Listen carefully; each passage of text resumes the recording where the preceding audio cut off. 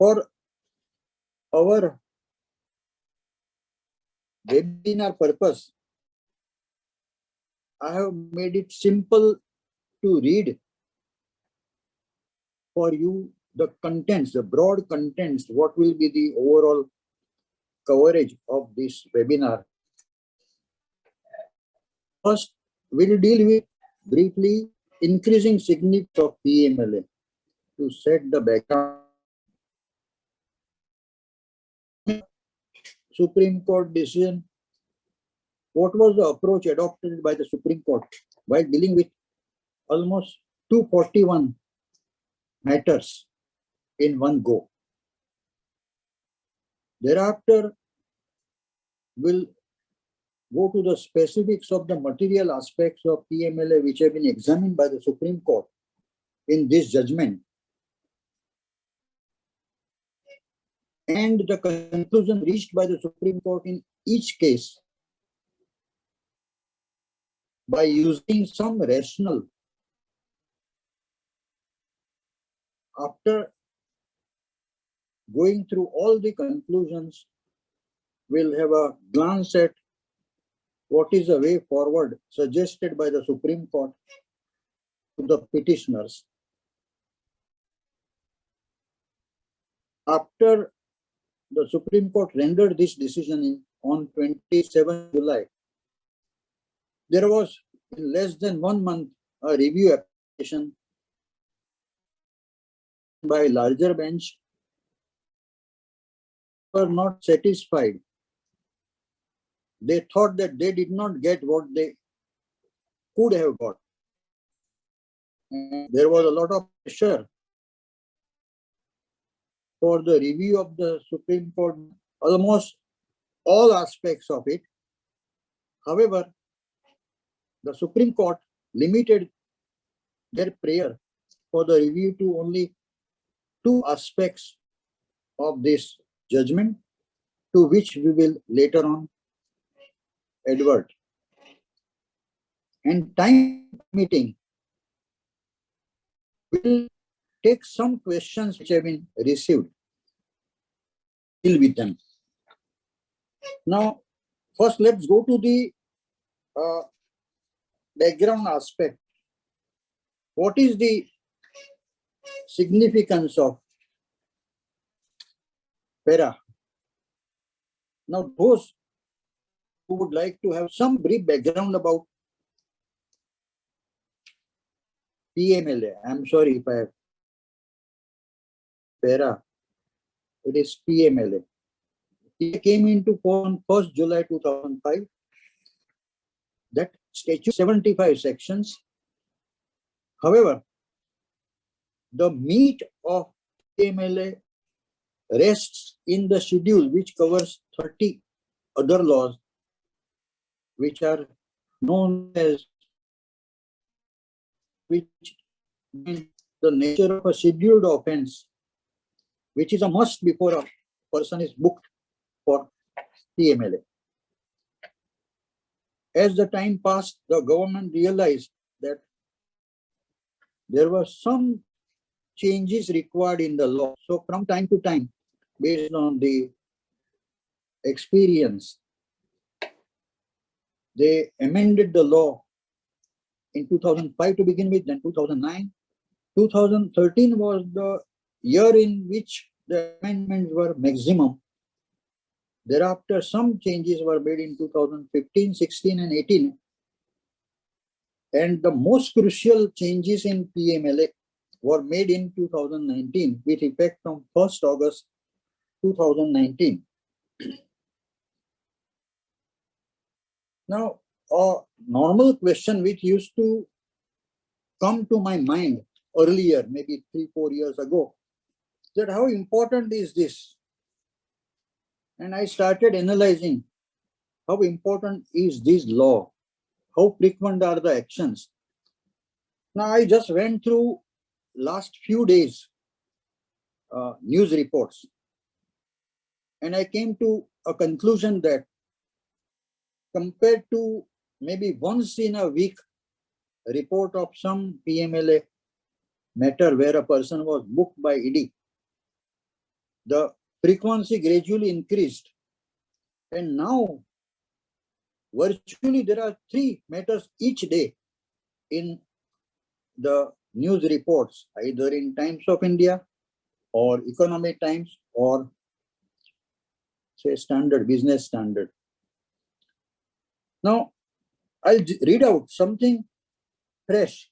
See, today itself, in today's Times of India, there is an item, ED finds private locker room on rented premises. Prior to that, there is a report a day or two ago, bail for Pune businessman's son in money laundering case. Then ED in top gear gets refund of rupees 23,000 crores to banks. Then there is one more item, actor businessman seeks discharge in money laundering case. Then the most contested matter, namely arrest and bail. And there is a Times of India editorial with the title, Bail, the Rule. So similarly, there are almost every day you see items which can relate to your day-to-day acquaintances, friends, businessmen. There is one item after the judgment was given and the review application was made in August, within less than 1 month from July 27. There was a big item, PMLA court's order discharging the builders gives hope to the politician. There was a very well-known builder who was detained for almost more than 2 years, and the 2 partners were released on the ground that the department could not establish the existence of the scheduled offense. So from time to time we go on reading, and the number of the news reports is increasing day by day, which also gives an idea about the increasing significance of PMLA. The judgment has examined 3 crucial concepts. Investigation is the first one, then the proceeds of crime and the offense of money laundering. Now, the offense of money laundering and proceeds of crime are like charging section in Income Tax Act.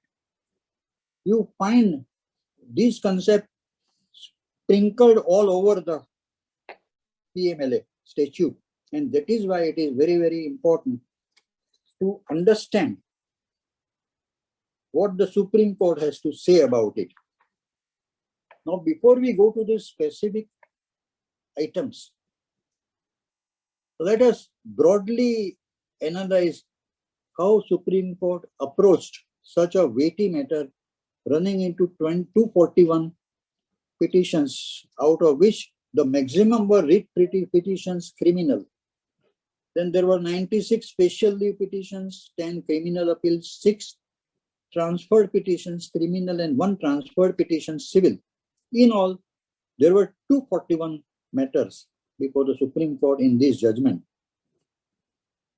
So the Supreme Court confined to only the matters of challenge to the constitutional validity of certain important provisions of PMLA and their interpretation as far as SLPs with prayer for grant of bail or quashing of the charge or discharge.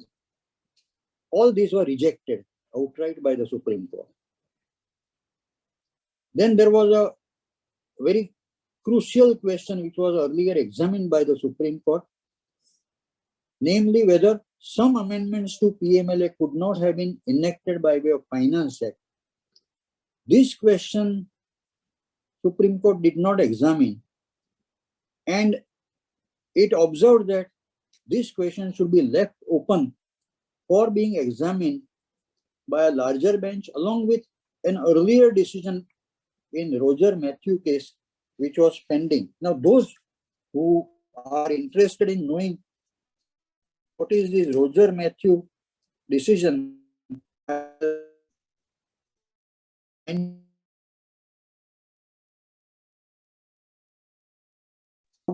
Sir, we lost you. Ravi, there's some network issue, Ravi. Is it fine now? Yeah. Shall I continue?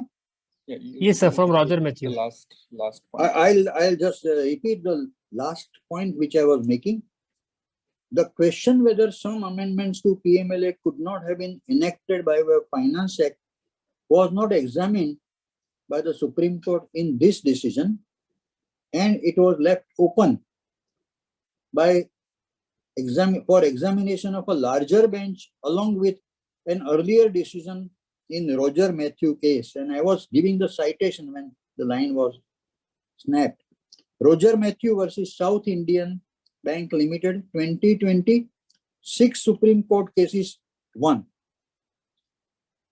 Now let us go to the specific aspects examined by the Supreme Court. At the moment, let's have a quick glance. There were 10 specific items. First of all, it is important definition, the two important definition, namely investigation and proceeds of crime.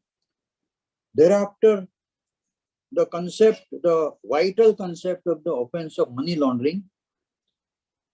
Then another very contentious issue, confirmation of provisional attachment. Then the Supreme Court has dealt with search and seizure. Next is arrest, which is also a contested matter. There is one more item of reverse burden of proof, concept which is embedded in section 24 of PMLA. But I must point out that this is one matter which is subjected to review, which will be taken up by a larger bench. Special court to try offense of money laundering is the next item. One more item is offenses to be cognizable and non-bailable. Then there is an important item, powers of authorities regarding summons and production of documents and evidence, which has been examined by the Supreme Court in greater detail. And lastly,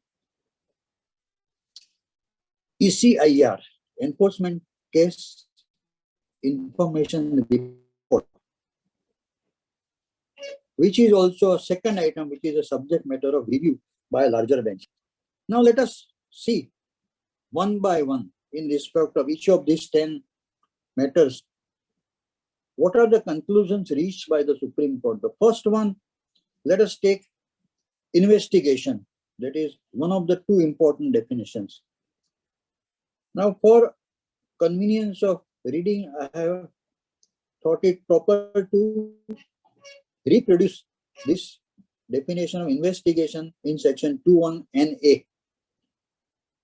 It includes all the proceedings under this act conducted by the director or by an authority authorized by the central government under this act for collection of evidence. So, investigation in section 21NA is confined to all the proceedings under PMLA. In other words, I cannot apply the interpretation of investigation in this decision to the same word being interpreted under any other law like FEMA. And this is one clear indication that you cannot apply the definition even though it is identical in FEMA. Now, as a part of this definition of investigation, there is a word proceedings, which is in the underlined portion of the definition of investigation. What the Supreme Court says is the term proceedings must be given expansive meaning to include inquiry procedure followed by the authorities of the Enforcement Directorate. Now, this refers to the authorities mentioned in section 48 and 49 of PMLA. then the adjudicating authority, and the special court before which the case. The most important ratio in this respect is that Supreme Court has held that the term investigation is interchangeable with the function of inquiry to be undertaken by PMLA authorities. So Supreme Court says that even if there is an inquiry by PMLA authorities, it will be regarded as investigation in terms of section 2(1) and A. Now, I'll just would like to give a parallel. In FEMA, the inquiry is embedded in section 16. It is a very, very crucial section. However, more crucial is, as far as FEMA is concerned, Rule 4 of the FEMA Adjudication and Appeal Rules. And you will not believe the case law which is there on the rule just to interpret inquiry is unthinkable. There are so many Bombay High Court decisions, there is a Madras High Court decision. However, whenever I refer to that decision in any matter, I always point out that those decisions are given by the courts and tribunal only in respect of FEMA section 16, read with the adjudication and appeal rules, particularly Rule 4, where there are so many ifs and buts.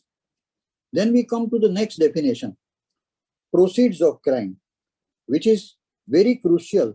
Now, this definition is like another limb of charging section. Now, even though the definition is little longer, I would like all of you to note that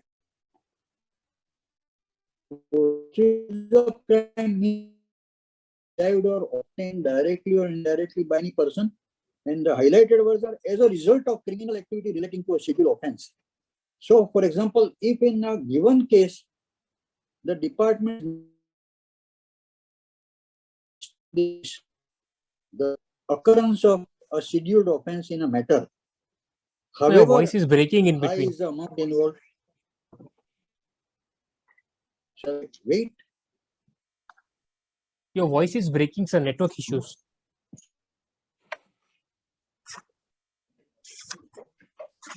Okay, okay, one minute.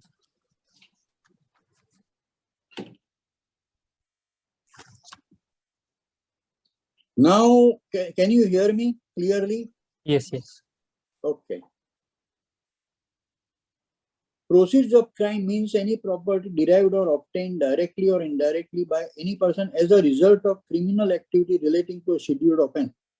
The most important thing is, in this definition, unless there is a scheduled offense involved, there cannot be proceeds of crime, and you cannot invoke this definition of proceeds of crime, which is given in section 2(1)(u). The definition of proceeds of crime was modified by adding an explanation, which was inserted with effect from 1st August 2019, just to say that the explanation is only clarificatory and does not travel beyond the main provision. Because on this issue, there were certain doubts expressed, so Supreme Court went out of the way and clarified that the explanation does not travel beyond the main provision. Now we come to the most crucial aspect of this decision, the item which is like a charging section in IT Act, as I mentioned before, offense of money laundering. The definition is given in section 3. Now I will simply explain to you rather than going into the nitty-gritties, because we must always hold ourselves back and avoid the temptation of interpreting this offense of money laundering. Supreme Court was not concerned with interpreting the offense of money laundering. However, there were apprehensions expressed by so many petitioners, and Supreme Court tried to dispel those apprehensions by holding that the term, the expression in the explanation which was added with effect from 1st August 2019, particularly clauses E and F, projecting as untainted property or claiming as untainted property, which are highlighted. Now, the Enforcement Directorate had always complained to the government earlier that if we simply go by the main part of the definition of offense of money laundering, we will never be able to convict even a single person, because the last portion of the principal definition uses the word and projecting or claiming it as untainted property shall be guilty of offense of money laundering. Now, the senior counsels and the persons who represented the companies who were booked for money laundering under Section 3, they always used to argue that unless there is a projection of the proceeds of crime as untainted property, or unless there is a claim that proceeds of crime are untainted property, you cannot invoke Section 3. That virtually made Section 3 unworkable and redundant. The government realized this much later on, and as late as 1st August 2019, they added this explanation to say that all these process or activity which are mentioned in clauses A, B, C, D, E, F, each of them is to be taken on a standalone basis. So that virtually removed the lacuna in the main part of the definition. The explanation in the lower part added a concept which was never there, and they say that the explanation said that the process or activity connected with the proceeds of crime is a continuing activity and continues till such time that a person is directly or indirectly enjoying the proceeds of crime by its concealment or possession or acquisition or use, or projecting it as untainted property or claiming it as untainted property in any manner whatsoever. Now, there is always a question which is posed in many seminars, that up to how many layers the department can go as far as the layering of the proceeds of crime are concerned. Now, this explanation, Roman 2, is an answer to that, and we'll take it up a little later in today's session. After examining the definition of money laundering in Section 3, the Supreme Court reached three weighty conclusions. The first one is that the concept of money laundering has wider reach so as to capture every process and activity, direct or indirect, in dealing with the proceeds of crime. Secondly,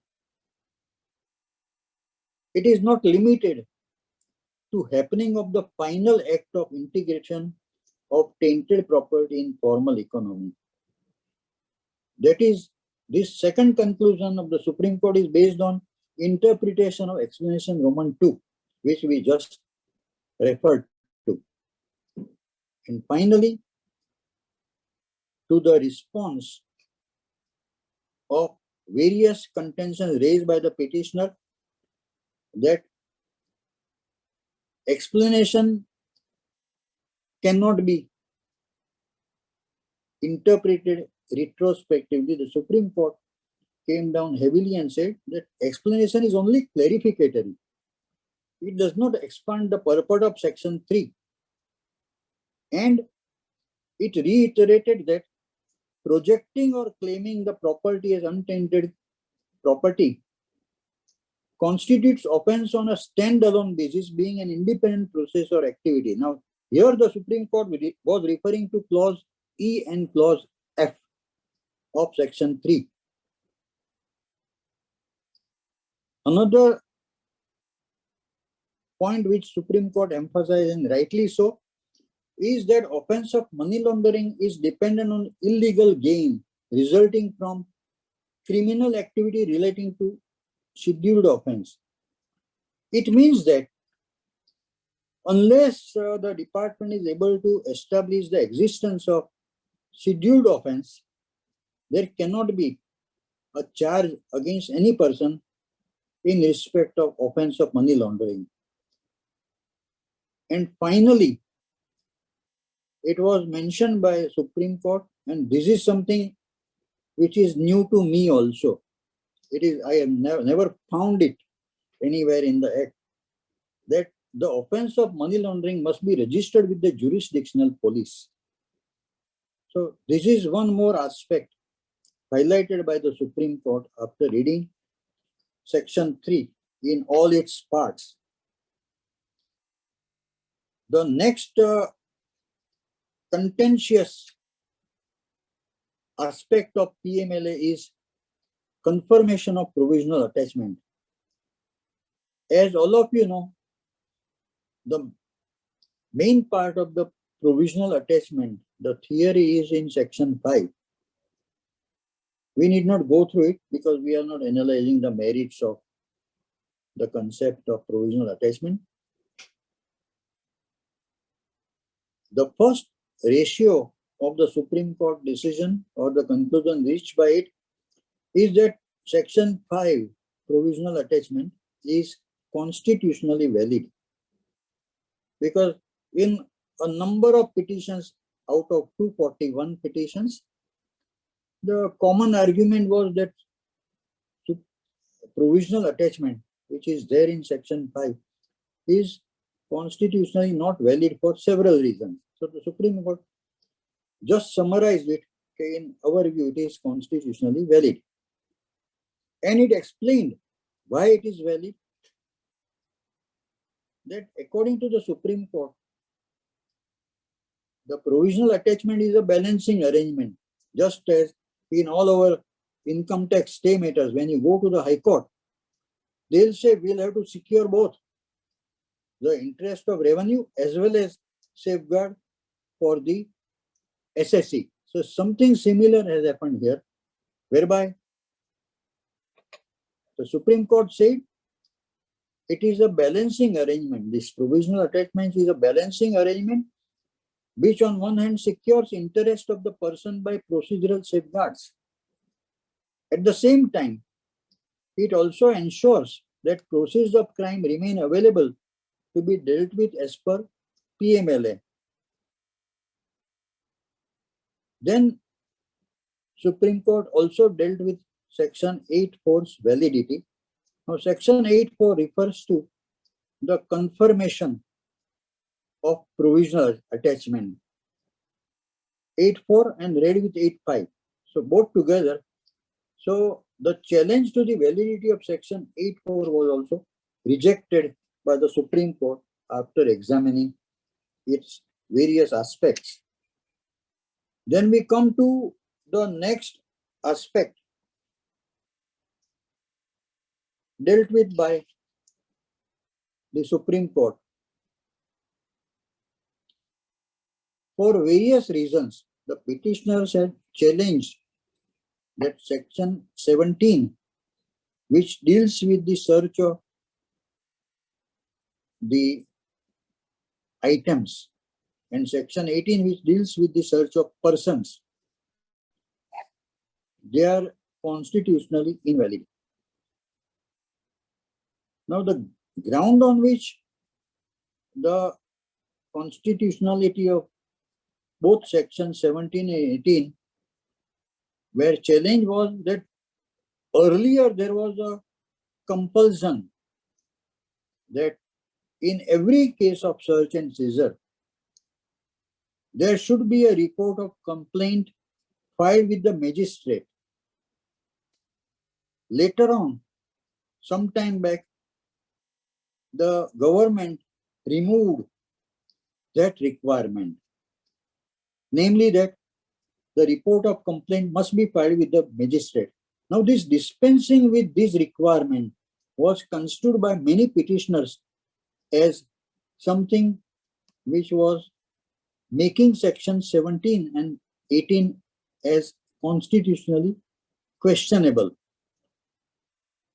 To this apprehension, the Supreme Court gave a fitting answer by saying that we reject this type of challenge on the ground, and the Supreme Court gave the reasons that there are stringent safeguards provided in both the sections, section 17 and section 18, and therefore you cannot say that the provisions of both those sections are arbitrary.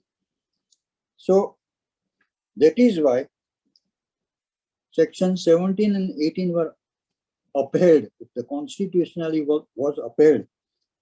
Now, the ground on which the challenge was sustained was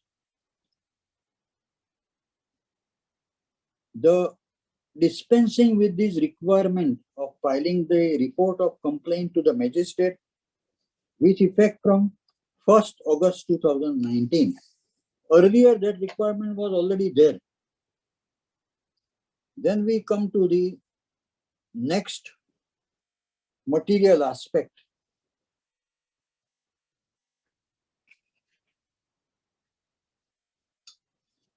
Now, this is an aspect which is so contentious. When I recall, without giving the name, that there was a politician who was arrested by booking him under PMLA. After the arrest was made, there were several bail applications, one after another. And for almost 2.5 years, he could not be granted bail because the investigation in respect of the violation was so extensive that every time he went to the court seeking bail, he was told that time is not ripe as the investigation is still continuing. So almost for 2.5 years he was there, and after maybe 2.5 years he was released on bail. So the provision in section 19 which deals with the arrest are so weighty that which way the decision of the court will turn when an application for bail is made was very dicey. No one knew. So the simplest way was for the petitioners to challenge the constitutional validity of section 19 itself, saying कि इसको निकाल दो अभी section को. So that Supreme Court took up this matter, and to the apprehension of various petitioners who represented big business houses and very prominent politicians who were detained under PMLA, and they could not get the bail. So section 19 was a big subject matter of challenge as to its constitutional validity. Supreme Court examined section 19 in detail, and also very, very voluminous case law cited by both the sides. Senior counsels, almost 14 of them, who represented before the Supreme Court in different petitions. And the government SG, who also made a very, very strong case dispelling the apprehensions of the petitioners.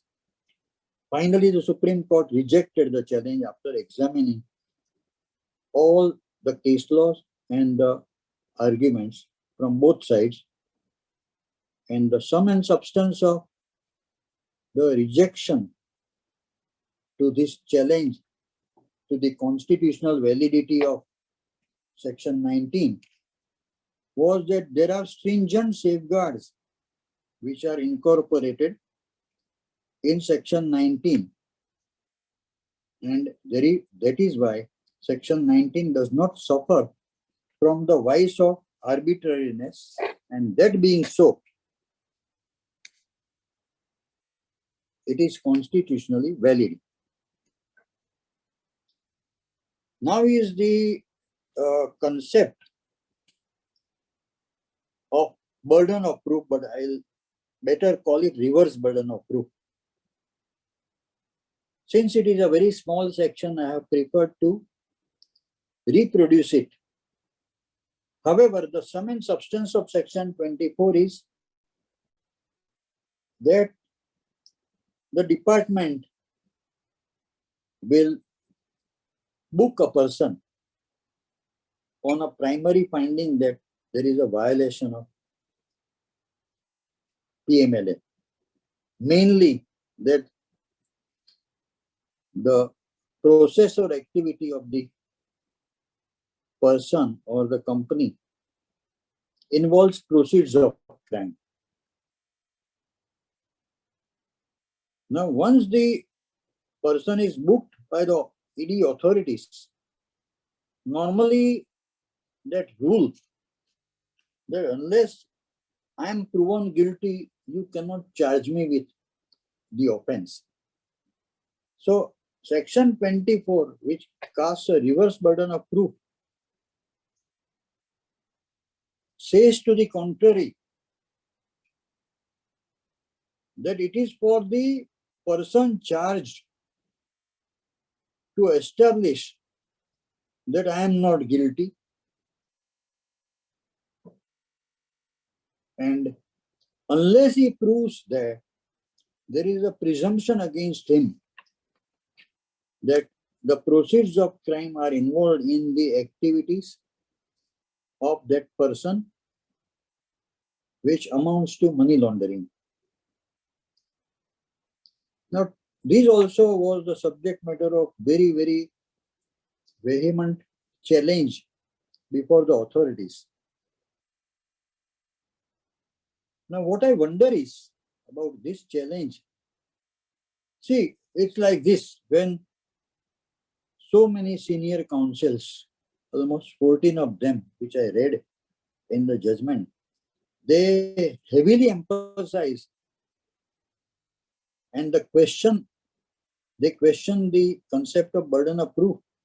I just tried to go through the history, that suddenly what has happened, what is new in this, what is there to challenge? Because this concept of burden of proof in Section 24 is there ever since 1st July 2005, when it was enacted. What suddenly happened to give the petitioners a ground to say that a provision which was there from 2005, that is about 17 years life, it has seen, and suddenly after 17 years you wake up and say this is constitutionally invalid. Of course, this section was amended on 15th February 2013, that is also about 9 years ago, only to add a lower portion to include also a person to cover a person who is not charged. But that is you can say it was not a very material. So my reading of the section 24 and the voluminous case law which is there gave me a feeling that the legal tenability of section 24 was already established by courts in one decision after another, and what suddenly happened, and as rightly pointed out by the Supreme Court in very polite words, Supreme Court cannot express the anger which I am expressing. That what suddenly happened to you, that suddenly this constitutional validity is challenged. कुछ गलत हो गया, हाँ.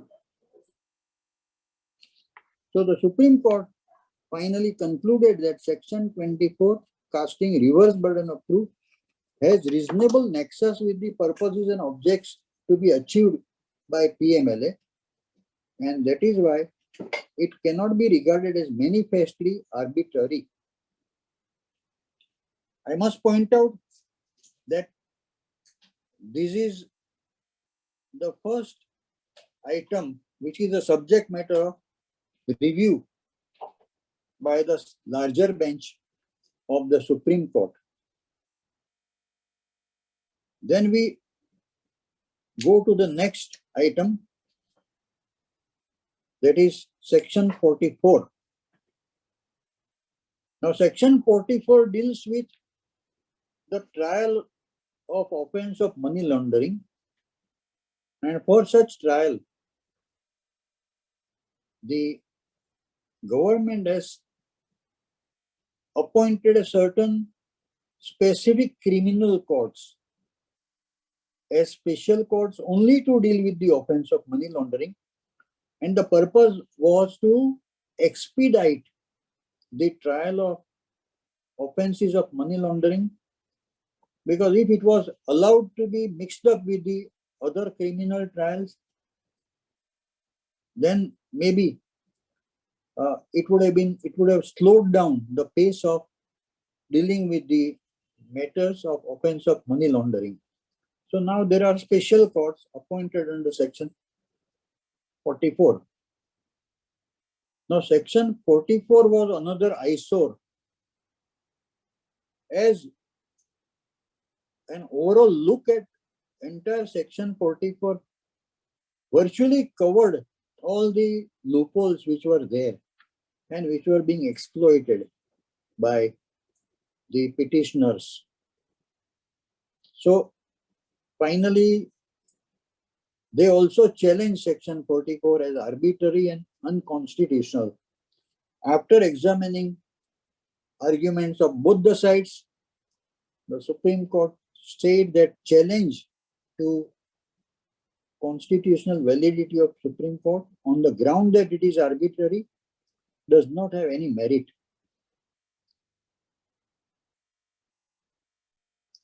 However, the Supreme Court gave an advice after rejecting this challenge that the department must try to analyze all the eventualities which are referred in section 44. And all these eventualities should be dealt with by the concerned court, that is a lower court, or the authority in accordance with the interpretation given by the Supreme Court. So, though it rejected the challenge to constitutionality of section 44, it just gave a word of caution and advice that the department or the court should take into account all the eventualities which are referred in section 44 and try to reconcile it with the interpretation which is given by the Supreme Court in this judgment. One more eyesore and most contentious section in PMLA was section 45. Now the title of the section 45 is offenses to be cognizable and non-bailable. Earlier when I was doing a commentary on PMLA, this section 45 really perplexed me. I went through the entire history of section 45, which is that history itself in the final commentary which I completed runs into about 8 pages, 8 printed pages. But it gave me a very great insight into the rationale underlying section 44 and its different limbs. My apprehension that there was something very complex or perplexing about section 45 was, for the first time in 2018, was affirmed when Supreme Court gave a very landmark decision on section 45 in the case of Nikesh Tarachand Shah. Now those who want to study the decision in detail, I'll give you the citation, which may not be available easily unless you read some commentary. 2018, 11 SCC 1. Now in respect of section 45, all the petitioners said that the matter was concluded by the earlier decision of the Supreme Court in Nikesh Tarachand Shah. So Supreme Court took up a very detailed exercise of examining the entire decision of Nikesh Tarachand Shah, that earlier decision. And it dispelled a vehement argument by almost all the petitioners, which was based on Nikesh Tarachand Shah. And the argument was to the effect that after the decision in Nikesh Tarachand Shah, the entire section 45 was obliterated. Section 45 lost its heart after the Supreme Court decision in Nikesh Tarachand Shah. Really, on the face of it, this argument seemed untenable for a simple reason, that in Nikesh Tarachand Shah, when I went through the details of that judgment, its sole contention in Nikesh Tarachand Shah was that the two conditions which are mentioned in section 45(1) are unworkable. So Supreme Court agreed. Okay, yes, to the extent of those two conditions in section 45(1), that section 45(1) needs to be amended. That's all. But Supreme Court never said that the other parts of section 45 are also gone into oblivion after Nikesh Tarachand Shah decision. Moreover, the Supreme Court also dispelled some arguments which were further made by various counsel. One of the arguments of a counsel distinguished the ratio of the Constitution bench in Kartar Singh's case. Now I'll briefly enlighten you that what is this Kartar Singh case, where the petitioners heavily relied on the ratio of Kartar Singh's case. Now the ratio of Kartar Singh, those who are interested, you can note down the citation: Kartar Singh versus the state of Punjab, 1994, 3 SCC 569. The ratio of Kartar Singh decision is that it is a sole prerogative of legislature to define crime, and it is this definition that should be at the center of any challenge to a criminal provision. That was what Supreme Court held in Kartar Singh's case. Some of the petitioners in this case, they said, look, Nikesh Charachand Shah is a decision where the Supreme Court has distinguished the ratio of the Constitution bench in Kartar Singh's case. Supreme Court in this decision said, we don't agree with this argument that in Nikesh Charachand Shah's case, Supreme Court has distinguished the ratio of Kartar Singh. The second and the most heavy attack in this judgment by the Supreme Court is that the petitioner in this case said, look at some of the observations in Nikesh Charachand, where in that earlier judgment in Nikesh Charachand, Supreme Court has doubted the perception of Parliament regarding seriousness of offence of money laundering, posing serious threat to the sovereignty and integrity of the country. Supreme Court said, we don't agree with this argument that in Nikesh Charachand Shah's case, Supreme Court had doubted the perception of Parliament regarding the seriousness of offence of money laundering, posing serious threat to sovereignty and integrity of the country. In fact, I had analyzed one earlier decision in 2011, which was Ram Jethmalani versus Union of India, 2011, 8 SCC 1. Now, in that decision, in Ram Jethmalani's case also, the Supreme Court had confirmed and emphasized that Parliament had understood the seriousness of the offence of money laundering as it posed serious threat to the sovereignty and integrity of the country.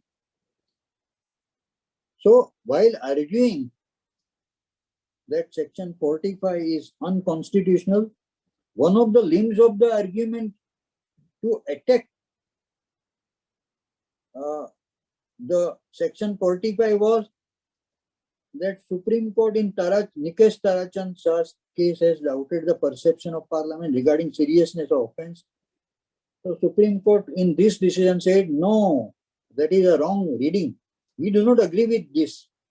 And earlier decision in Ram Jethmalani's case was held out as still good law, where similar observations were made by the Supreme Court regarding the serious money laundering posing serious threat to the sovereignty and integrity of the country. One more ratio of this Supreme Court in this particular matter is that post 2018 amendment, Section 45 is reasonable and has direct nexus with the purposes and objects to be achieved by PMLA, and therefore it does not suffer from the vice of arbitrariness. The Supreme Court did not stop there. It went ahead and said that the underlying principles and rigors of Section 45 would be applicable irrespective of the nature of proceedings, whether it is proceedings for anticipatory bail under Section 438 of CRPC or those proceedings where the jurisdiction of constitutional court is invoked. So even in those extreme cases which show that the matter is seriously argued, Supreme Court in this judgment held on to the underlying principles and rigors of Section 45 and held that even in those extreme cases, the principles and rigors of section 45 cannot be diluted. They apply. And finally, the Supreme Court referred to section 436A of CRPC. Now, section 436A of CRPC provides the maximum period for which an under trial can be detained. Now, it is every criminal lawyer's experience who handles PMLA cases and other criminal cases that it takes quite some time before the trial for the offense starts and it is concluded. What happens in the meanwhile about the fate of the person who has been detained pending the trial? Now, this was a scenario till I think 2006 when section 436A was brought on the statute book in CRPC. And the purpose was to provide that you cannot indefinitely detain a person on the ground that the trial is still pending for various reasons, either the clogging of the queue for the criminal trials or many other reasons that some new evidences come on record and we would like to examine that. So for one or the other reason, the persons who were detained, that under trial persons were detained and there seemed to be no ray of hope for them. Now this was a very, very unfair situation which was pointed out by courts in various decisions.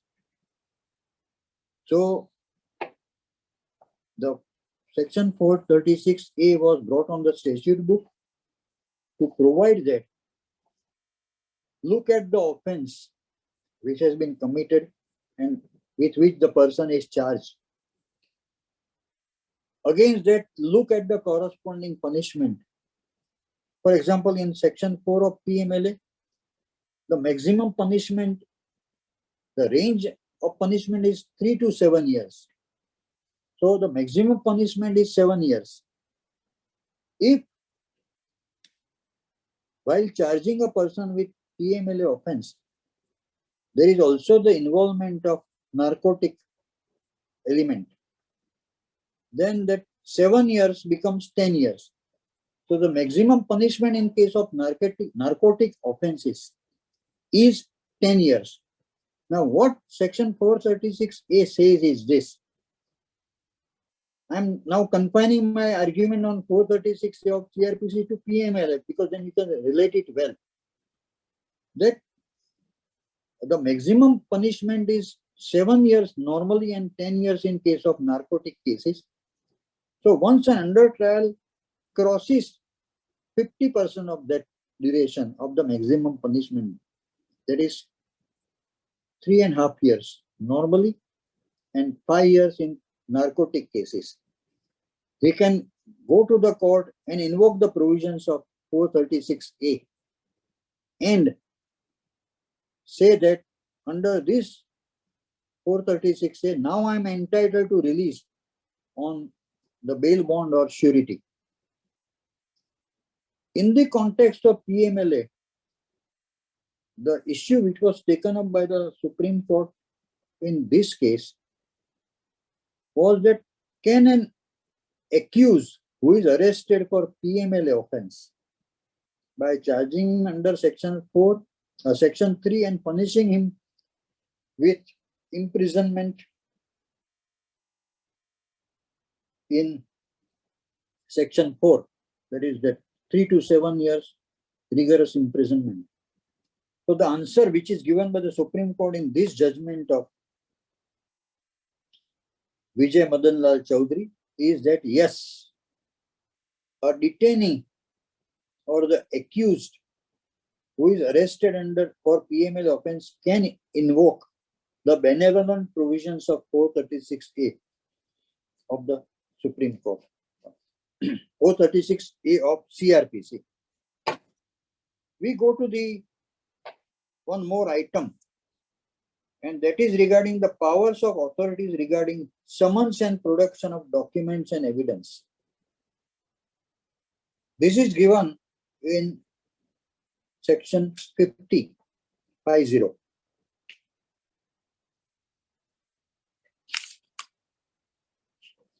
The process which is envisaged by section 50 is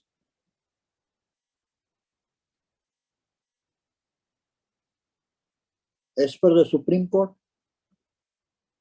The process envisaged by section 50 is in the nature of inquiry against the proceeds of crime. In other words, it is not investigation in the strict sense of the term for initiating prosecution. The most crucial aspect of the ratio of this decision on section 50 is a very clear pronouncement by the Supreme Court that authorities under section 48 are not police officers. Now I'll briefly explain this second ratio, that the authorities under section 48 are not police officers. See, whenever a person is called and his statement is recorded, there is a standard argument that this officer who has recorded my statement under PMLA must be regarded as a police officer. And under the Evidence Act, a statement which is recorded by a police officer is not admissible evidence. Now, taking advantage of that provision in the Evidence Act, it was argued in this case, as it was argued in many other earlier cases also, that my statement, which is recorded by an enforcement officer under PMLA, is not admissible as evidence, and you cannot hold me as chargeable against on the basis of such statement, which in my view, having regard to section 25 of Evidence Act, is not admissible because enforcement officer is a police officer. Supreme Court very categorically confirmed in this decision that authorities under section 48 are not police officers. In other words, the statement recorded by the authorities are admissible as evidence in the court of law. And on the basis of such statement, show cause notice can be issued and other proceedings under PMLA can be taken against the person based on such statement which are recorded by the authorities under section 48. Another sample argument and the standard argument which is made by the senior counsels is that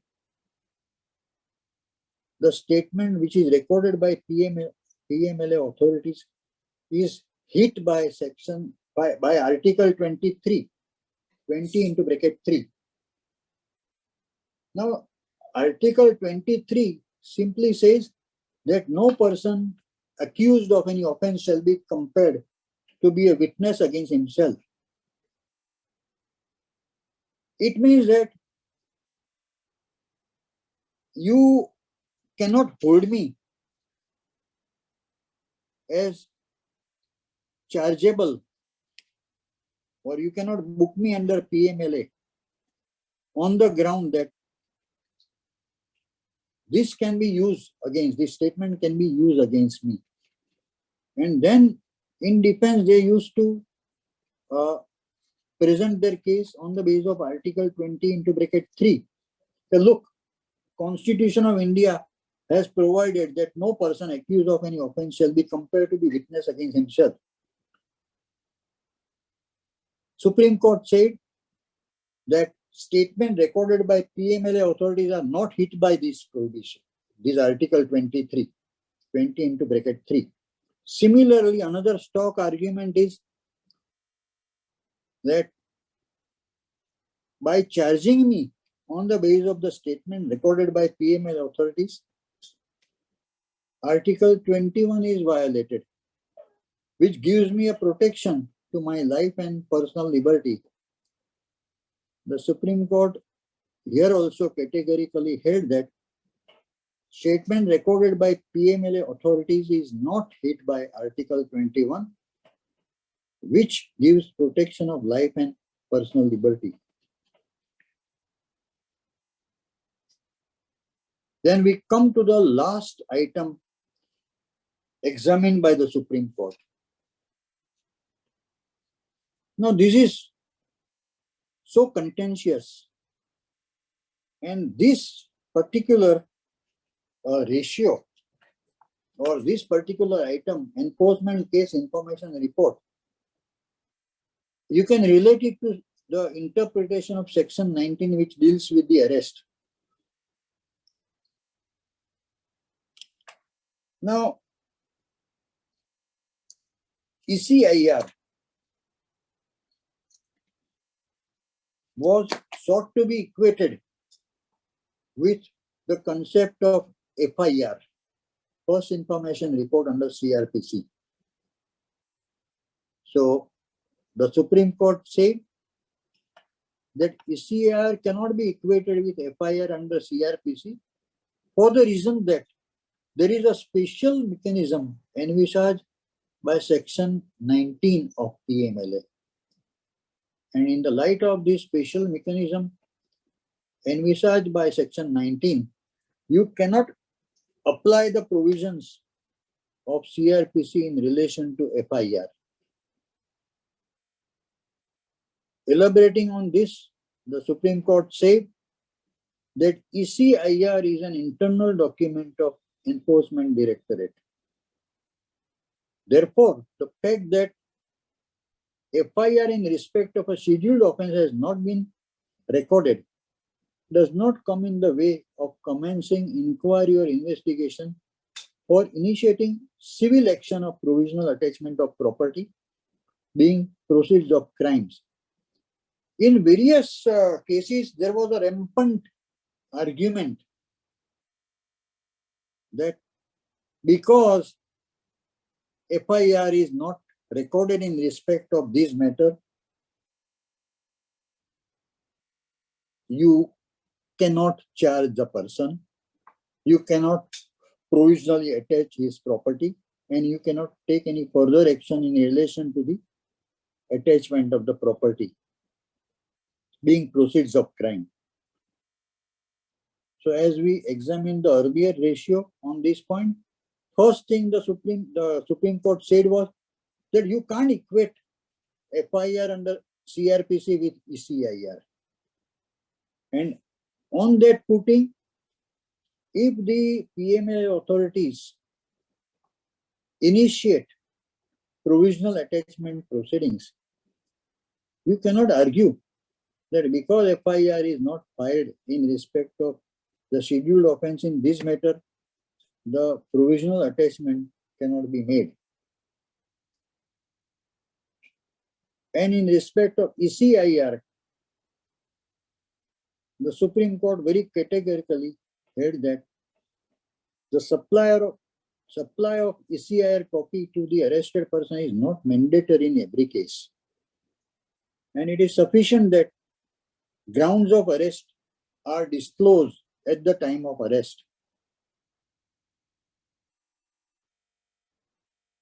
However, the Supreme Court mellowed the approach of the authorities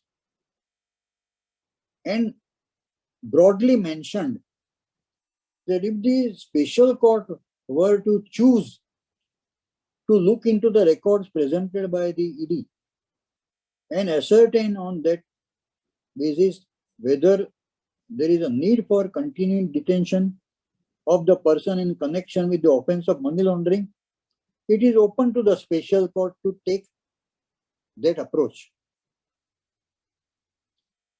At the same time, Supreme Court saw some substance in the stand of the petitioners, and it advised the Enforcement Directorate that please explore the desirability of placing information on your website, giving the broad outline of three things. Number one, the scope of authority of the functionaries under PMLA, so that the persons who are agitated by non-filing of the ECR and still arresting the person, they would know that what is the scope of authorities and functionaries under PMLA when the arrest takes place. Then what are the measures adopted by the authorities functioning under PMLA? So arrest under section 19 takes place after the authority examines the preliminary evidence that there is a violation of PMLA provision on the ground that there is a scheduled offense. So the measures to be adopted by the authorities is another aspect about which the department should try to place information on its website so that there is no misunderstanding about the manner in which a person is arrested. And thereafter, the third aspect which should be highlighted on the ED's website, there is a suggestion of the Supreme Court that remedies which are available to the person before not only the authorities under PMLA but also special court should also be explained on the website so that there is a basic knowledge that the person is arrested not without reason, and after the arrest, what are the actions or what are the defenses which can be formulated in respect of the arrest. So this is a long and short of it, and I'll repeat that this ECIR is a matter which is before a larger bench. It is sent to a larger bench for review. So the substance of the conclusions of the Supreme Court we have covered.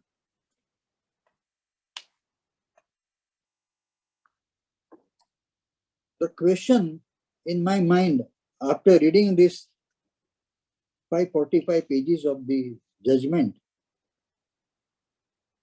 which was very exhausting, sometimes which was very confusing also, that where have I landed? And the summary of all this confusing reading, then thoughts which roamed from one item of the conclusion to another, is it okay? Now that we have got the conclusions anyway, what next after this Supreme Court judgment of 27 July? What next?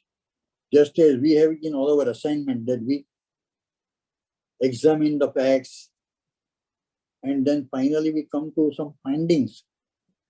And thereafter the client asks this question, कि भाई हमें क्या करने का है?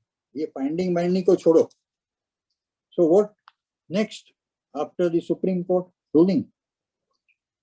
So that also the Supreme Court has laid down in very clear terms in the form of some interim measures suggested by the Supreme Court. And these are suggested by the Supreme Court based on the type and nature of the petition. So the first type and nature of the petition is the transferred petitions. I think there are How many are there? There are transfer petitions are 6 criminal and 1 transferred civil. So in respect of those 7 petitions, the Supreme Court said that private parties in the transferred petitions, these 7 petitions, are at liberty to pursue the proceedings pending before the High Court. However, the Supreme Court said that while pursuing these proceedings which are pending before the High Court, it means that you go back to the High Court. However, the contention other than those dealt with in this judgment regarding validity and interpretation of the concerned PMLA provisions are kept open. It means that when you go to the High Court, don't argue on this constitutional validity because we have settled our mind. Go to the other aspects of the judgment, other contentions, and argue that contention on merits before the High Court. Then the second group of petitions which are not dealt with by the Supreme Court at all, and that is regarding writ petitions which involve issues relating to finance bill or money bill.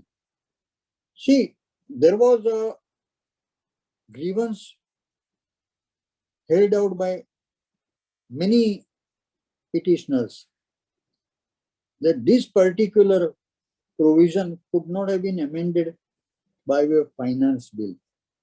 For example, the major amendments which were made in 2019 were made by the Finance Number 2 Act 2019, and all of them are very weighty amendments, like the amendment which was made in the definition of proceeds of crime in section 2U, and the very crucial amendment made in section 3 by way of adding the explanation to the effect that each of the activities is to be interpreted on a standalone basis while deciding whether there was an offense of money laundering in a given case.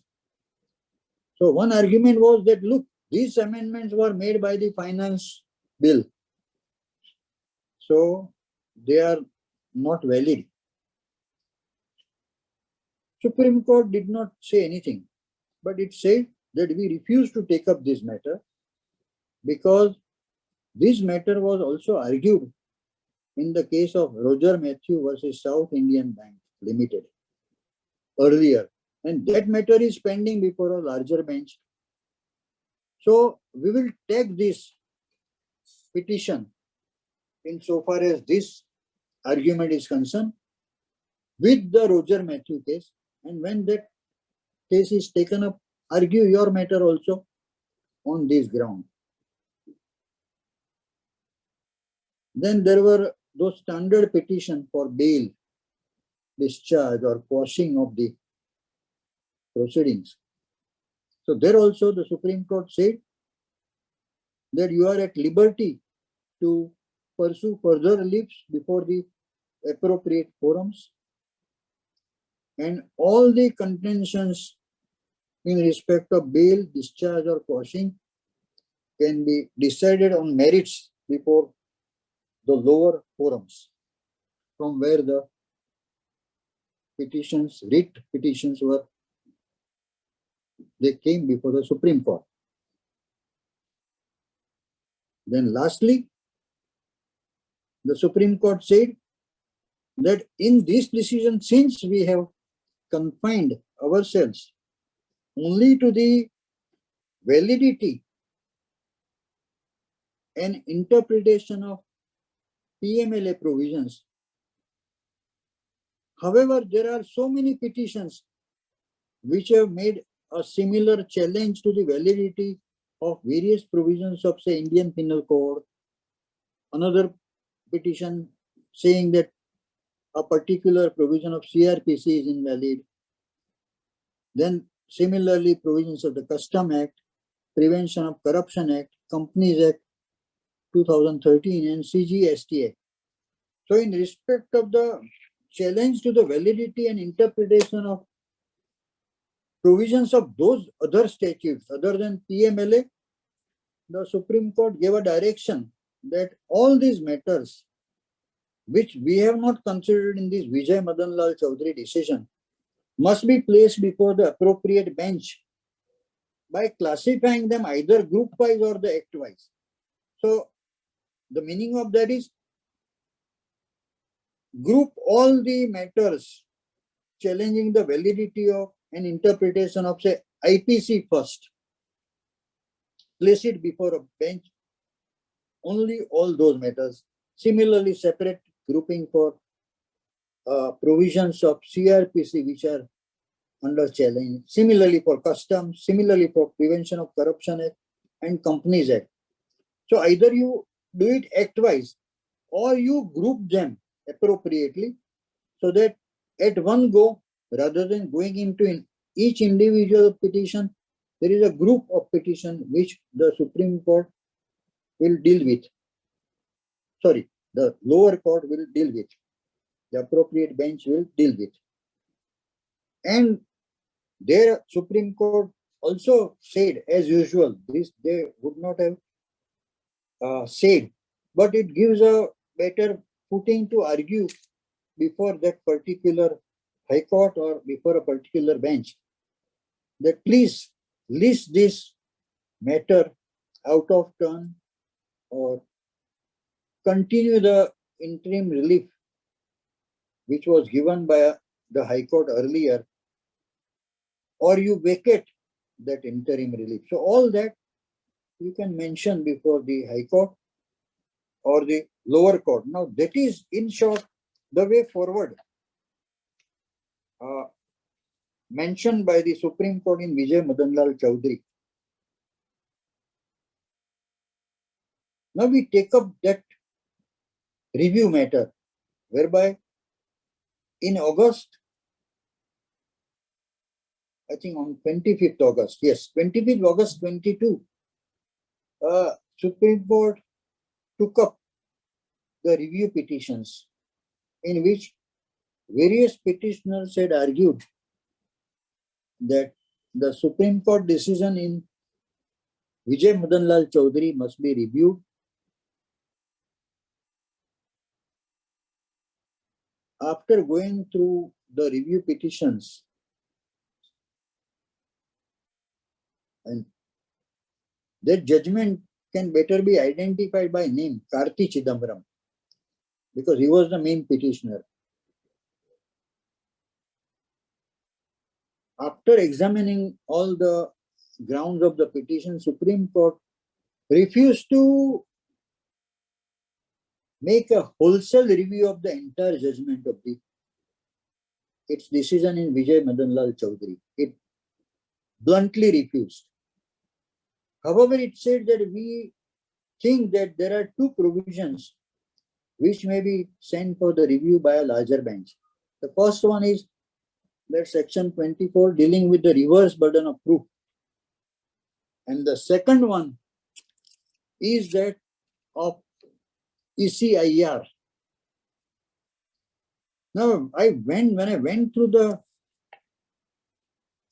order dated 25 August 2022, my mind started thinking, okay, what is the scope of this review order dated 25 August 2022? And as a student of law, I was totally disheartened by reaching my own conclusion. I am not casting aspersion on anybody's view. Then what is the point? Now let us take section 24. What was the conclusion of the Supreme Court in Vijay Madanlal Choudhary's case on section 24?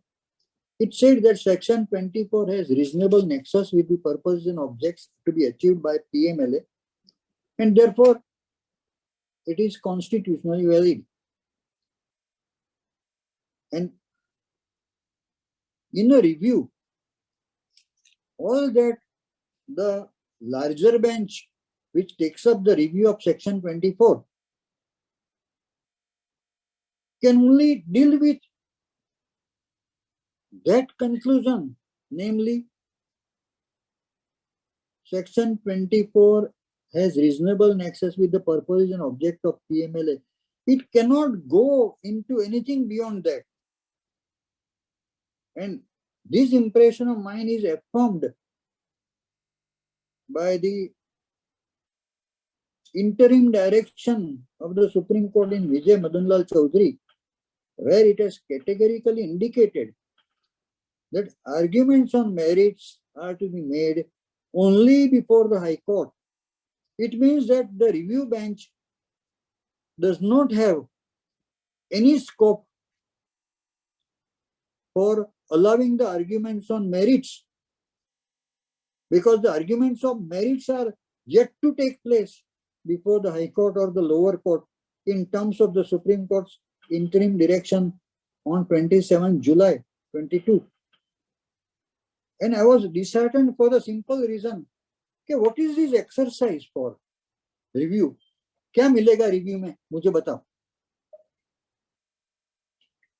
It is a totally redundant exercise according to me, wasting the time of the larger bench, whoever they are, 3, 5, 7. क्या इससे क्या मिलेगा आपको? Because the confinements of the review are laid down not only in the law dealing with the review, but also in the earlier judgment of Supreme Court in Vijay Madanlal Choudhary itself, that says that the arguments on merits are to be made only before the High Court. And I think this exercise of review is going to be redundant for one more reason. And I'll give you a specific example. Let's suppose section 24 is taken up for review by the larger bench of the Supreme Court, say within a month or two. When the matter comes up, the Supreme Court will definitely say, what happened to the arguments on merits in this matter, which are to be made before the High Court or the lower court? And the counsel will say they are still pending. I think any sensible bench of the judgment, sensible bench of the Supreme Court would say that, is it proper for us to take up this matter before there is a threadbare argument on merits before the High Court or lower forum? And on that ground, maybe they will be inclined to postpone it. One possible view, I am not saying, because see, I am a poor CA, not the lawyer. Forget about my being a very senior advocate like you have in this Supreme Court judgment. So I am simply saying, expressing my view as a student based on my review of three things.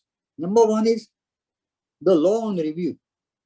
Number two is the interim direction of the Supreme Court in its decision in Vijay Madanlal Choudhary. And the third is sitting myself in the position of the larger bench. How am I going to look at a matter where arguments on merits are yet to take place? And my limited function is to say whether the ratio of section 24, that it has reasonable nexus with purpose and objects of PMLA, needs review. And general offhand answer is, in all the review application, is no. I very much remember one review hearing I had attended way back in maybe 99, 2000. One of our clients had lost his case in Bombay High Court. And he was advised by his lawyers in Bombay High Court that now the only way out is go to the Supreme Court for review.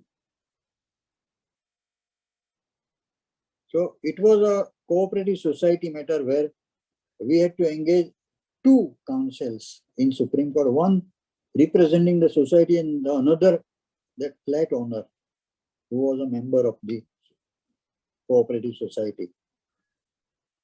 When I sat in the conference with Mr. Harish Salve and Dushyant Dave,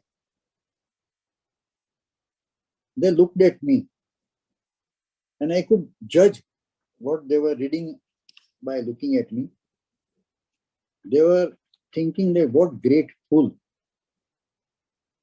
has come for review in this matter, because the law of review is very clear that you can't, in a review matter, can't argue on merits, because you had several innings from the lower court, that is cooperative court, to the high court. You did not do your homework there, and now you are burdening this Supreme Court with all that you should have argued there. So rejected. And that smile on the face of both the counsels was confirmed when I reached the Supreme Court at the time of hearing. And I was told that there were 46 review applications on that day before that bench.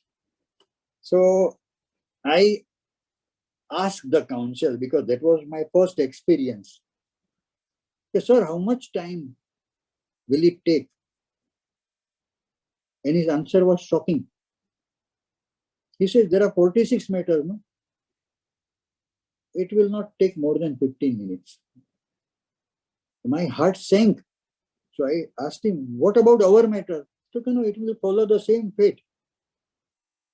And the entire board of 46 matters which were dealt with by the review bench was disposed of in 12 minutes. So you can imagine what is going to be the fate of these two items when they are before the review bench. Now we go to the second conclusion reached on ECIR. What did Supreme Court say in Vijay Madanlal Choudhary? It said that ECIR cannot be equated to FIR under CRPC, and the supply of ECIR to the arrested person is not mandatory. And it further said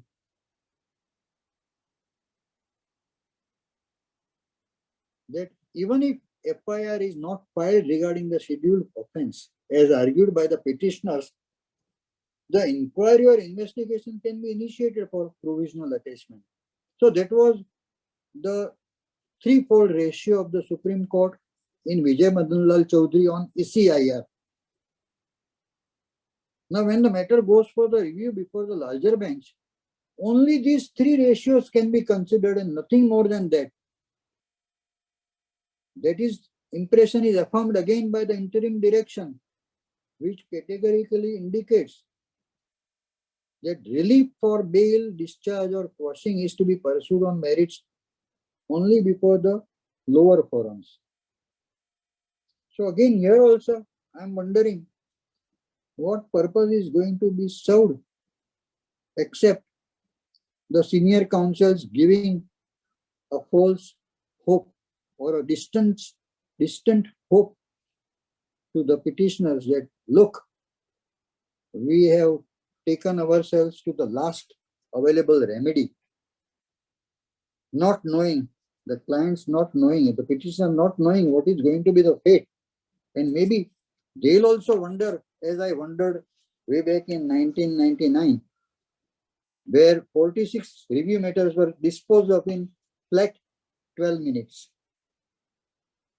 So friends, with this, we end the substantive part of today's webinar. Now, since there is still some time left, I would like to deal with some questions with the permission of the chairman, Mr. Gandhi. What do you say? Certainly, sir. Shall I go ahead? Yes, yes, please, most certainly. See, there are certain issues which have emerged from the reading of this 540-page decision in the minds of some persons who have done as deep a study as I have done of this decision. And I'll first of all make a list of those issues and we'll see whether how many we can deal with. First is whether investigation under PMLA can automatically be extended under other statutes like Black Money Act or Fugitive Offenders Act by the authorities under PMLA. Second is, now this is a question which has occurred so many times because it relates to our field of practice. Whether the fees received by a CA or a lawyer from an offender under PMLA can be regarded as proceeds of crime. The third is, can legitimate property acquired by a person be attached or appropriated by the authorities if subsequently it is found that the said property was acquired by the seller from the proceeds of crime? And an offshoot of this question which is there, to what layers the officers can go to attach the property?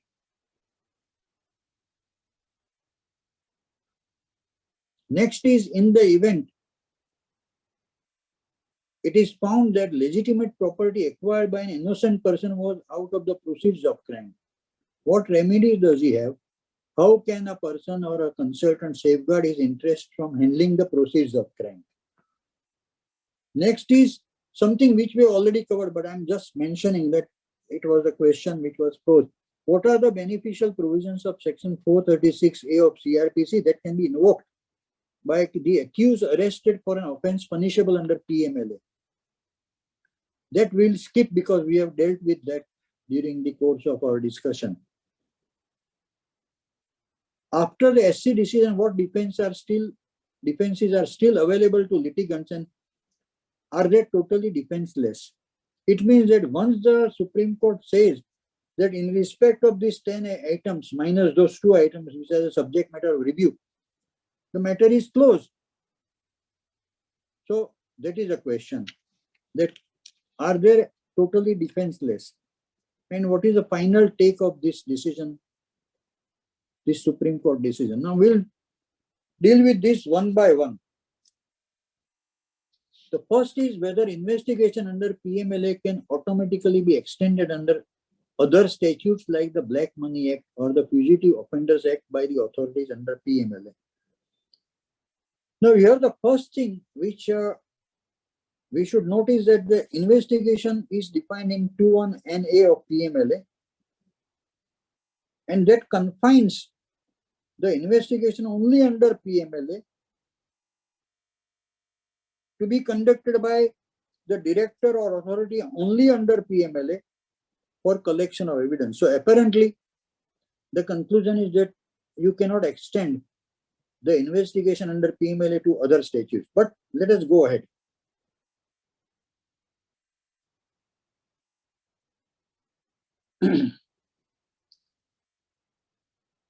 Now, in the definition of investigation, I notice that to be conducted by the investigation is to be conducted by the director or by an authority authorized by the central government under this act. So I went to section 48 and 49 and saw a list of various authorities. Now, as far as section 49(1) is concerned, there were 2 notifications they have issued, appointing Director Financial Intelligence Unit and Director of Enforcement as the 2 authorities.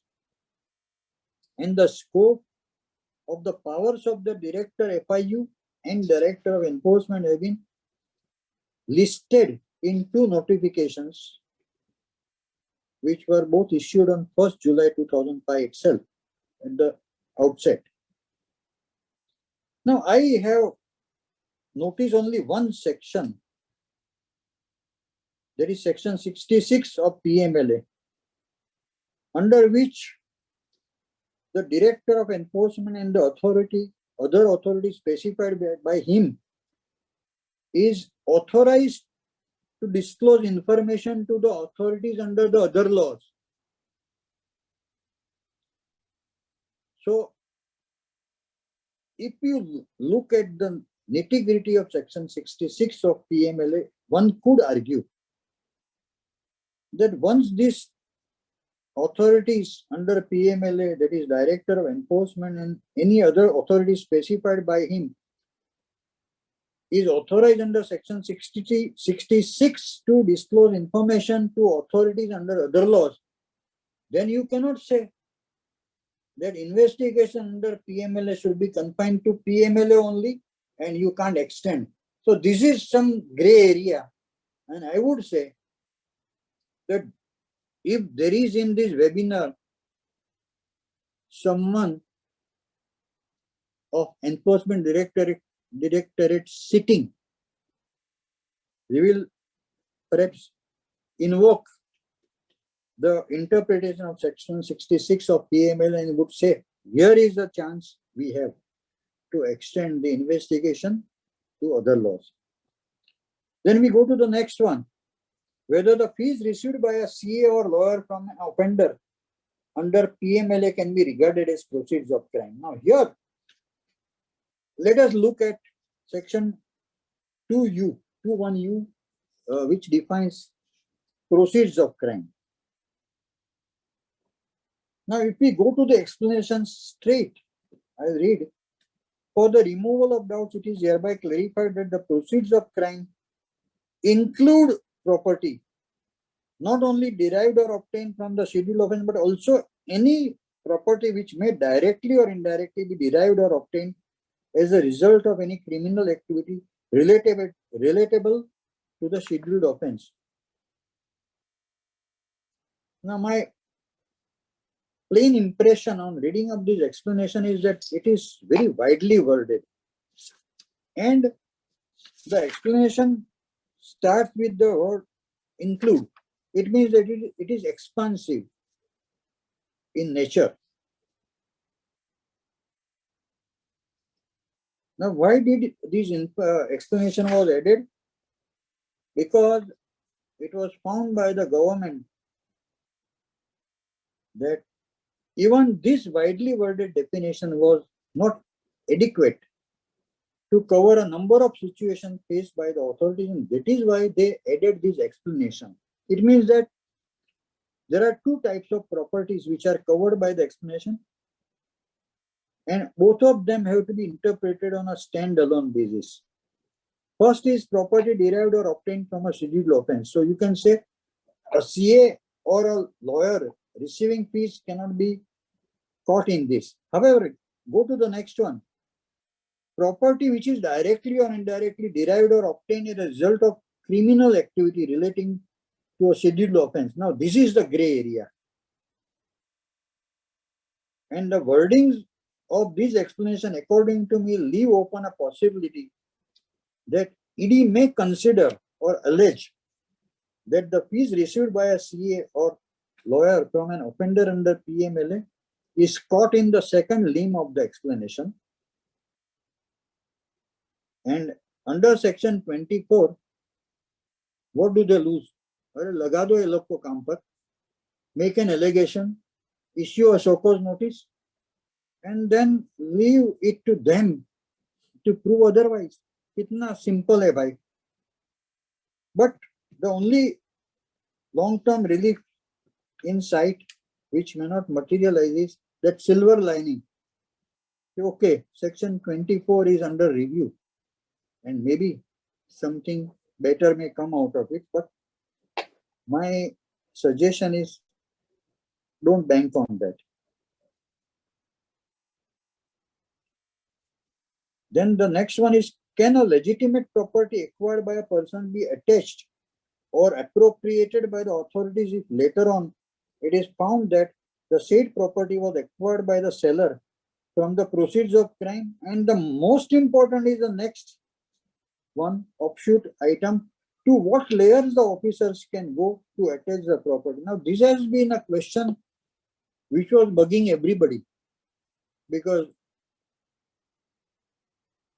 general impression is that you can't suppose a transaction is devised in such a way that there are 10 layers. So general impression is that, oh, go to second layer, third layer, and then there is nothing beyond that. Now we'll deal with this.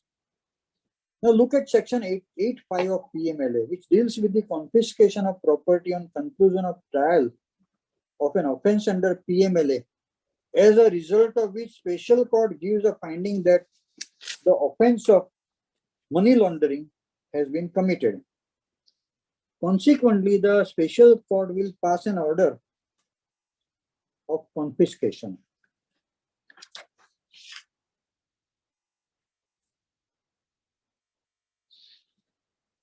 Now, if the order of the special court gives a categorical finding that property is involved in money laundering, does not leave any doubt that the property described in the captioned issue just now is liable to confiscation.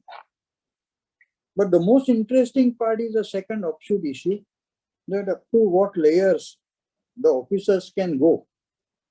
In this connection, I would invite your attention to explanation which was added on 1st August 2019 to the definition of offence of money laundering in section 3.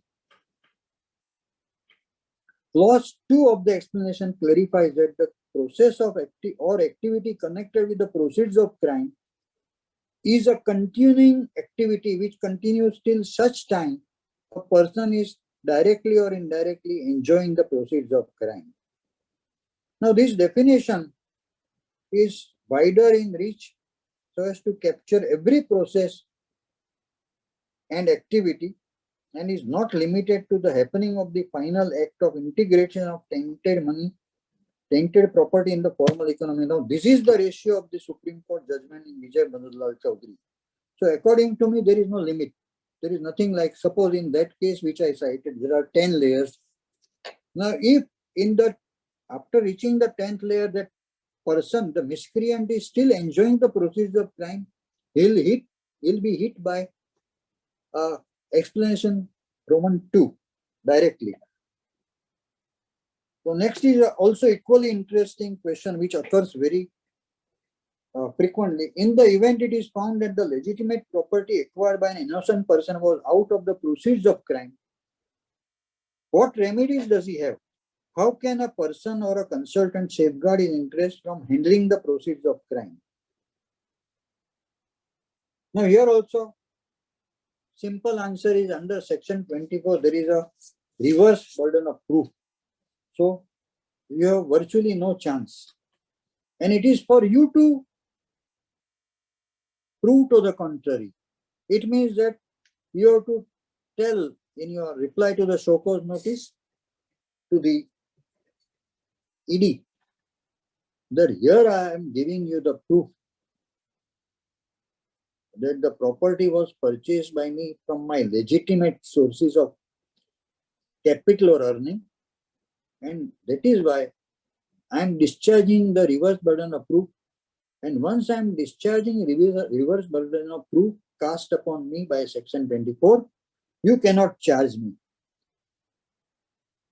Now, while I was doing this commentary on PMLA, I came across a silver lining. It was a PMLA appellate tribunal case. I'll give you the citation, those who are interested in studying. It is S. Ramesh Pothi, P-O-T-H-Y versus DD, 2019, 102 taxman.com 314. Now, in this case, the appellant had purchased property from one Mr. D for his business. ED alleged that the property was purchased out of proceeds of crime because, according to the ED, father of D was facing criminal prosecution for offences committed under PMLA. On that ground, the provisional attachment of the property was confirmed by the adjudicating authority under PMLA. The appellant produced the bank statement and individual tax returns to prove the source of the funds from which he had purchased the property. the PMLA tribunal, after going through this, came to the conclusion that the appellant was a bona fide purchaser of property and was not involved in any crime relating to money laundering. And the gist of tribunal decision is so clear that under PMLA, there is no mechanism to find out whether any FIR was registered against any vendor or the family members of the vendor or other relatives. Secondly, any due diligence which is purchased, which is conducted by the solicitors of the purchaser of the property, does not lead to the knowledge about the registration of FIR against the vendor. It is never happened. And there is no process or method either to find out about the existence of any FIR, nor is there any provision to mandatorily disclose the existence of any FIR against the vendor or his family members. And vis-a-vis the state of Tamil Nadu in which this case happened, there is a procedure for getting a no encumbrance certificate as an assurance as a part of the due diligence.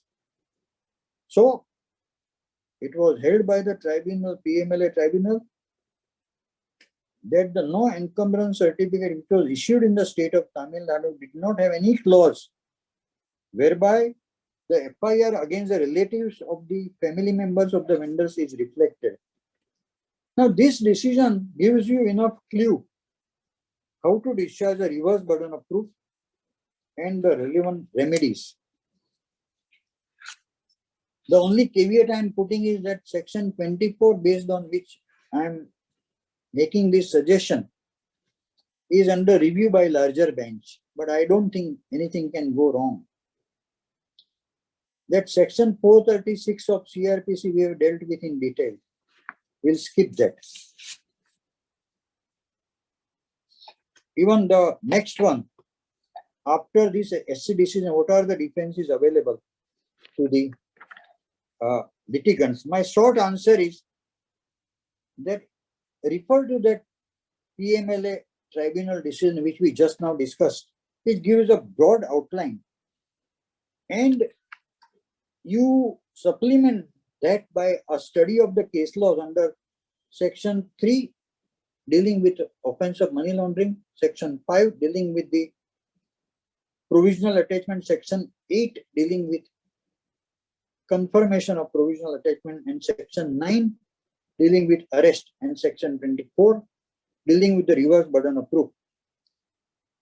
And my suggestion is that strategy for defense must be formulated in consultation with the counsel who dealt with the matter in the High Court or subordinate court before the matter came to the Supreme Court in Vijay Madanlal Choudhary. So that is the long and short. And the last one, what is the final take of this Supreme Court decision? That also we have covered by the way forward, which we have already discussed. So friends, I have done my best to summarize for your information 545 pages of Vijay Madanlal Choudhary, and I am sure you are better equipped and better informed now after this webinar. And if there are any further questions, I am willing to deal with them. Thank you. Thank you so much, sir. It was a wonderful exposition on the subject. And members, if there is any doubt still left, then you can put it in the chat box or you can raise your hand and we'll unmute you. So Prakash Sinha has raised his hand. Sure, please go ahead. Prakash bhai, please. Sir, good evening, sir. It was a quite a very elaborative description of the 545-page judgment here. I have only one issue, sir.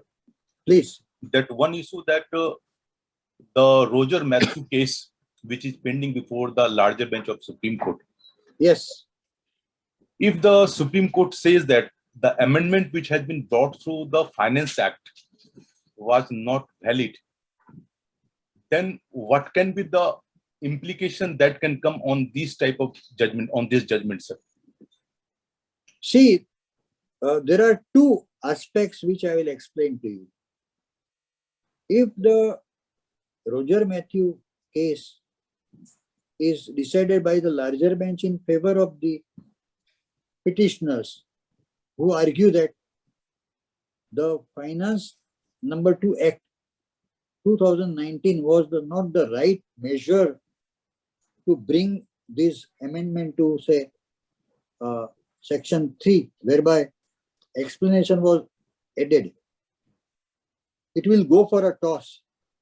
But the second aspect which I must point out is what prevents the government to undo the damage which is caused by such decision of the Supreme Court. Now they will say, all right, Supreme Court says that we cannot use the instrument of Finance Act to do this, will come by way of the permissible means, and they'll reinstate the whole thing again. And there is nothing wrong in it. It has happened in so many cases under Income Tax Act. All of you know. Yes, sir. So virtually, even if the Supreme Court decides in Roger Matthew case that this particular amendment should not have been done by way of a finance bill, according to me, practically it makes no difference. Government will come back saying, all right, Your Honor, we say that if you say we were wrong, we admit we were wrong. Now we'll try to be right. That's all. Or otherwise, the court may, in order to control the damage, can say that it will be prospective overruling. No, even if it happens as prospective direction, still the real reason for amending Section 3 by inserting the explanation was to say that those two items, posing proceeds of crime as not tainted or claiming the proceeds of crime as not tainted, that ill in the system remains, and that ill cannot be allowed to continue by saying that it is prospective. So, Sir, in any event, the government will take care of this. Sir, if I understand properly, the Supreme Court in the first few paragraphs had discussed that this statute is a sui generis statute. Yes. Therefore, the provision of the CRPC should not be read into this special statute. This special statute needs a special provision and a special remedy and a special court to deal with this one. And therefore, all the provision which has been discussed is a special one, and it is a preventive statute here. It is not as merely penal, but it is preventive also. So therefore, this type of harsh measure is required for this purpose here. What we understand here. No, your understanding is correct. And this understanding is fortified by the observation of Supreme Court in this Vijay Madanlal Choudhary, where it very clearly says that Section 45 must be read in all its seriousness and with all its rigors in any situation. And it also confirmed that ratio of Ram Jethmalani judgment, by which the Ram Jethmalani judgment has very categorically said that you cannot take these PMLA provisions lightly, you cannot interpret them lightly, because there is a deleterious effect on the sovereignty and security of the country. So government will hold on to that ratio of Vijay Madanlal Choudhary to the extent that is said that in Nikesh Tarachan Shah, if the observation has been made by the Supreme Court, even in a casual manner, that the Supreme Court here in Vijay Madanlal Choudhary says, we don't agree with that observation, where they have cast aspersion on that Ram Jethmalani decision. So you are right that in any case, Supreme Court, this government will do its best to see that the damage which has been done by any of the decisions, whether High Court or Supreme Court or even a review decision, it will be undone. But Yes.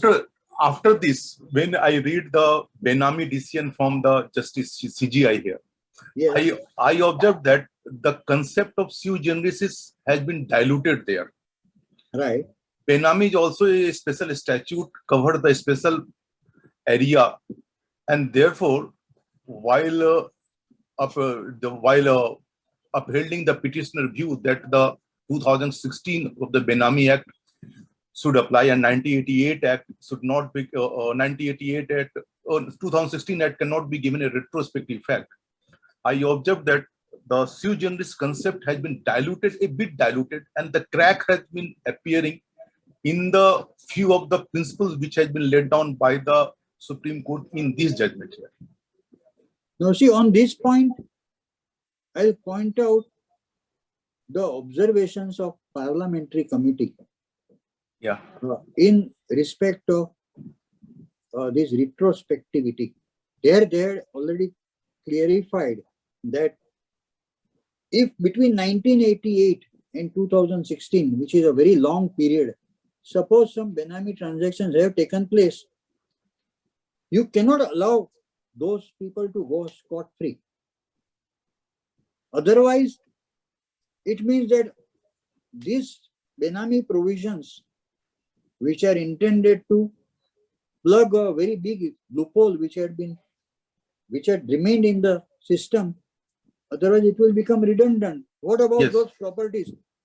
People will go scot-free. On the contrary, they will make a laughing stock of the other compliant people like you and me. Say, look, we did it and nothing happened to us. Of course, it is a matter of debate.